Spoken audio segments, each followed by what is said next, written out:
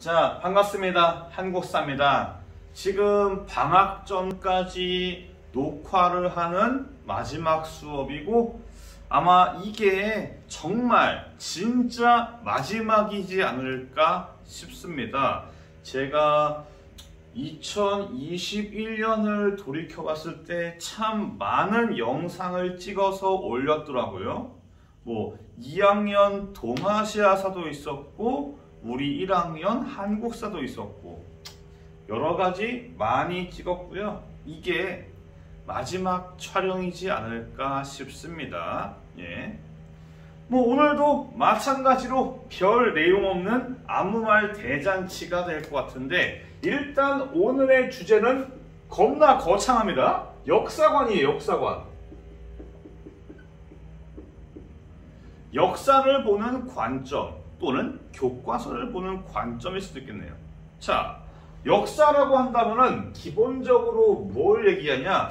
이게 일반적인 사학과나 역사교육과에서 배우는 그런 것과는 약간 좀 내용이 질이 낮습니다. 그 점 감안하시고요.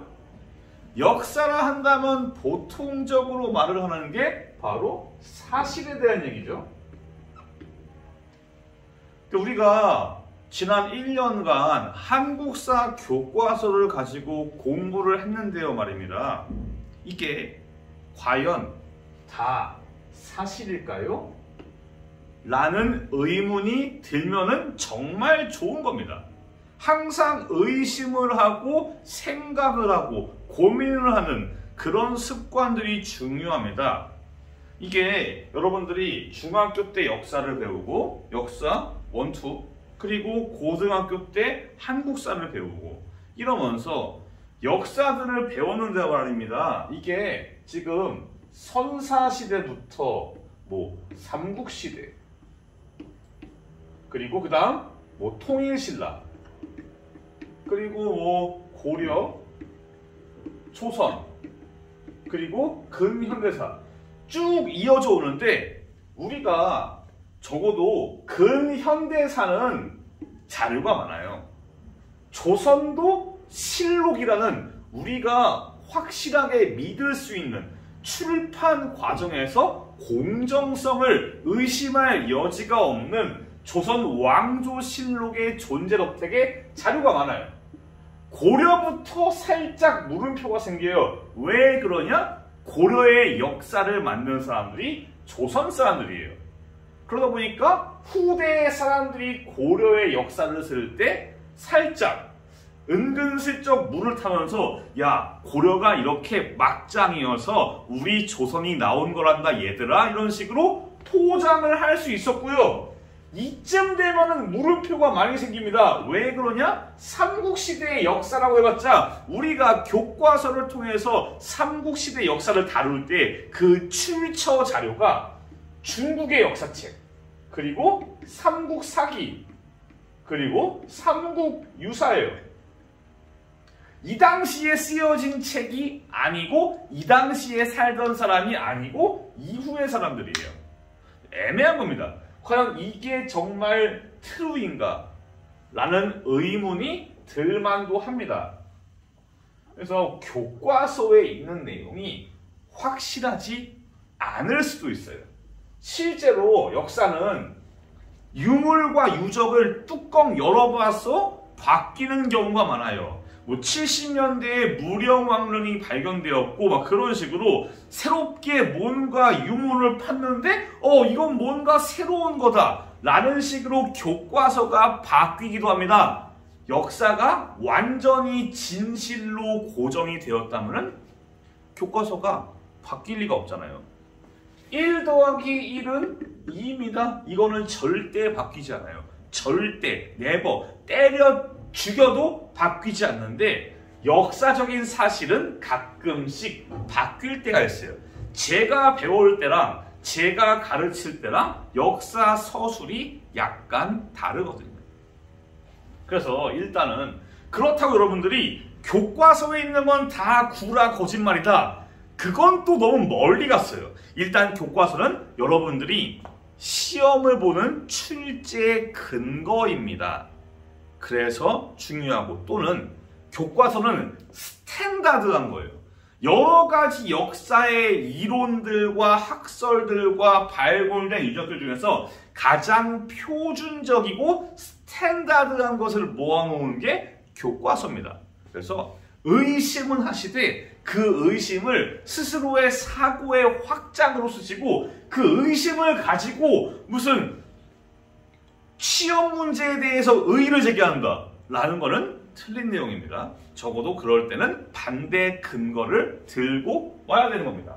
그래서 이거는 뭐 사실일 수도 아닐 수도 있어요. 보통 제가 강의를 하거나 뭐 교과서의 내용, 역사책의 내용 등등은 사실과 견해가 약간 5대5로 섞인 거예요. 교과서에 있는 사실들 중에는 교과서를 만든 사람의 생각이 은근슬쩍 섞여 있습니다. 어떻게 섞이냐? 그런 거예요. 수많은 사실 중에서 몇 개를 골라서 교과서에 집어넣고 이 교과서를 만드는 사람이 이건 좀 별로 안 중요한 것 같아 라고 빼는 경우가 있어요. 그런 경우가 바로 견해에 포함되는 겁니다. 저도 수업할 때 교과서의 모든 내용을 다 가르치지 않아요. 적당히 넘어가는 부분도 있어요. 그런 게 견해인 거예요. 제가 생각해 볼 때 내가 가르치는 수업에서 이거는 넣고 이거는 넣지 말자 라는 식의 그런 제 나름대로의 견해가 들어가 있는 거예요. 여러분도 마찬가지예요. 여러분들이 시험이 아니고 역사를 보고 역사를 공부할 때 스스로의 견해가 들어가기에 마련입니다. 그래서 역사를 볼 때는 사실과 견해가 5대5 정도로 나뉘어 있다 라고 보시면 되고 또 하나 뭐 이거는 염려하진 않아요. 최근에 우리 뭐 이대남 젊은 사람들 이 나이 어린 학생들에게는 거의 찾아보기 힘든 겁니다. 애국주의는 빼야 됩니다. 이 애국주의를 강조하는 게 제가 수업 시간에도 언급했던 중국이에요. 미안해요. 중국은 제가 2학년 동아시아사 때 언급했구나. 미안합니다. 여튼간에 중국은 계속 애국주의를 강조해요. 강한 중국. 그래서 항상 영화를 보면 중국인이 짱짱맨이고 항상 중국이 무언가 나서서 세계의 문제를 극복하고 해결하는 그런 식의 언급이 많이 되고 있어요. 이걸 보는 사람들, 중국 사람들의 마음에는 뽕이 차오르는 거죠. 이야 이러면서. 걔네들은 영화 볼 때 그냥 앉아서 안 보고 서가지고 이러고 봐요. 영화를. 깜짝 놀랐습니다. 여튼간에 우리는 뭔가 지금 많이 애국주의가 현재는 너무 빠져서 문제예요. 너무 뭔가 우리나라에 대한 비판적인 시각이 너무 지나치게 많은 게 문제일 정도로 애국주의는 없는 편입니다. 그렇다고 너무 주입하면 안 되죠. 너무 과도하게 국뽕에 취할 필요 없어요. 그냥 국뽕은 손흥민 골 넣을 때 그때만 조금 들이키시고 일반적으로 역사를 볼 때는 애국주의는 빼시고 객관적으로 보는 게 좋아요.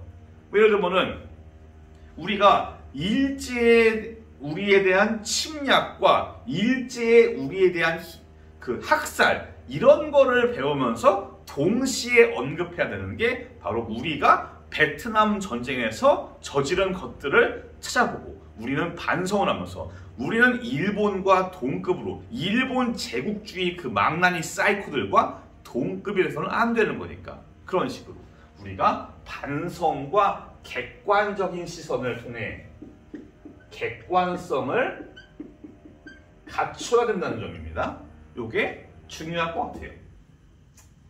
다음 세 번째 제가 말씀드리고자 하는 거는 글쎄요. 세 번째로 뭘 얘기해야 되나? 사실 객관거 얘기했고 애국주의 빼는 거 얘기했고 지금 우리가 현대사회 뭐 박정희도 있고 이승만도 있고 그렇잖아요. 공과 미안합니다. 글씨를 잘못 썼네. 공과 과. 그 보고서를 보니까 어느 분이 막 박정희를 쓰고 그러더라고요. 박정희, 이승만 제가 분석을 해드린다 했는데 어영부영 넘어간 측면이 있어요. 아마 제가 수업이 좀 더 남았었으면은 그냥 이승만, 박정희를 언급을 제대로 했을지도 모르겠어요.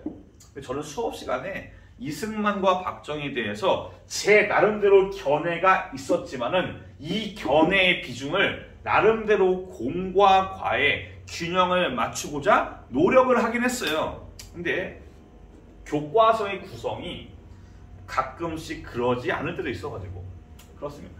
일단 기본적으로 어지간한 놈들 아니면은 공과 과는 다 존재해요.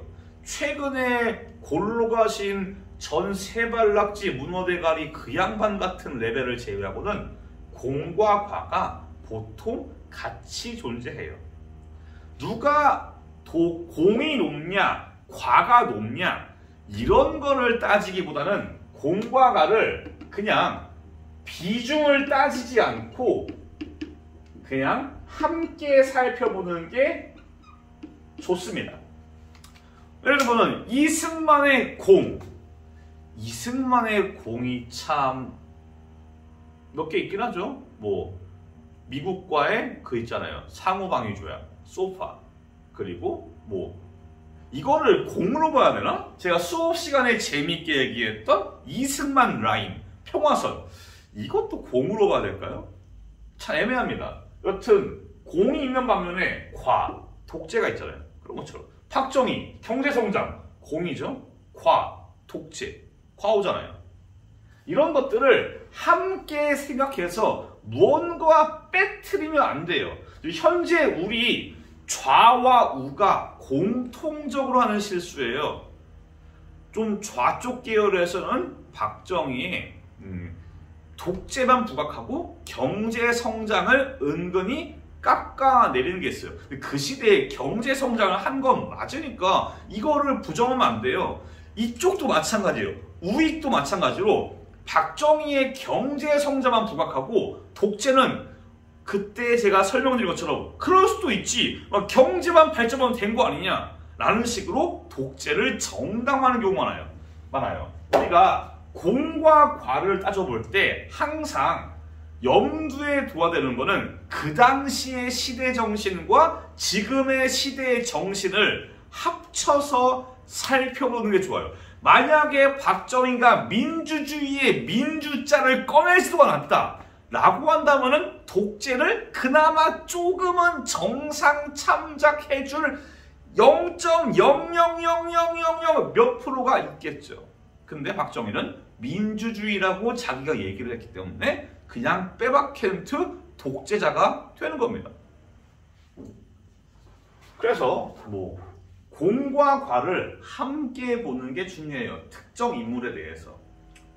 그러니까 누군가 이거는 비단 역사적인 인물뿐만 아니고 누군가를 만날 때, 저 친구를 대할 때, 저 친구의 행동과 성격에서 공과 과, 장점과 단점이 같이 있다는 걸 아셔야 돼요. 모든 사람들이 장점만 있지 않아요. 모든 사람이 단점만 있지 않아요. 뭐 예를 들어서 저는 상당히 여러분들을 대할 때 부드럽게 대하는 타입입니다. 제가 뭐 소리를 지르거나 화를 내거나 욕설을 내거나 집어 던지거나 그런 경우는 별로 없습니다. 엄격한 타입은 아니에요. 제가 저희 반에 10개명을 해서 막 빨간만 그러는데 제가 실제로 공산주의자는 아니거든요. 그런데 여러분들의 대입과 여러분들의 성적 향상, 여러분들의 미래에는 나 같은 사람보다는 엄격한 사람이 더 좋아요. 여러분들이 지금 학교 다니면서 욕하는 엄격한 선생님들, 그분들이 여러분의 인생에 훨씬 도움이 잘 돼요. 나중에 졸업했을 때, 돌이켜봤을 때 내가 그래도 지금 이 길을 가고 있는 거는 그때 엄한 선생님이 나를 향해서 뭐 야단 한 번, 혼 한 번, 그런 걸 냈기 때문에 내가 성장을 했다라고 볼 수 있는 거지. 저는 여러분의 인생에 어떻게 보면 도움이 별로 안 될 수가 있어요. 실제로. 예. 말이 좀 빗나갔습니다. 제가 하고 싶은 말은 사람을 대할 때도 역사적인 것과 마찬가지로 장점과 단점이 있다는 거예요. 단점만 너무 부각시켜가지고 손절하지 마시고 한번 생각을 해보라고요.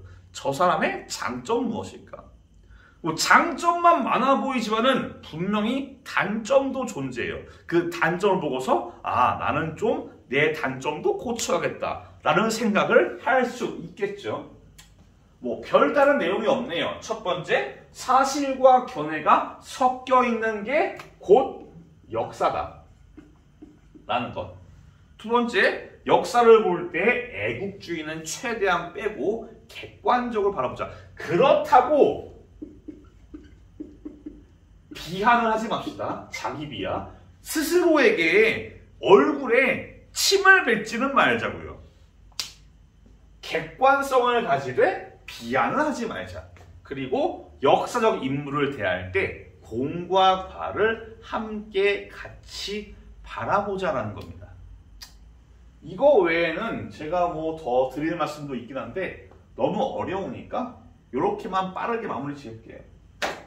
자, 1년간의 수업은 이걸로 마무리를 완전히 지었어요. 2월 달에는 아마 과연 수업이 있을까요? 있어봤자 영화를 보겠죠, 다들. 그렇겠죠. 일단 다시 말씀드릴 거는 1년간 정말 감사했습니다. 1반부터 5반까지 여러분들을 가르치면서 많은 거를 느꼈고 저도 교육의 재미를 많이 느낀 것 같습니다. 어떻게 보면은 저라는 교사에게 여러분들이 너무 좀 영광스럽게도 너무 좀 과분한 사람들일지도 모르겠어요. 여튼 여러분 덕택에 1년간 행복한 재미있는 수업을 했던 것 같습니다. 마지막 마무리하고 끝낼게요. 고생 많았습니다. 다음 시간에 뵐게요. 감사합니다.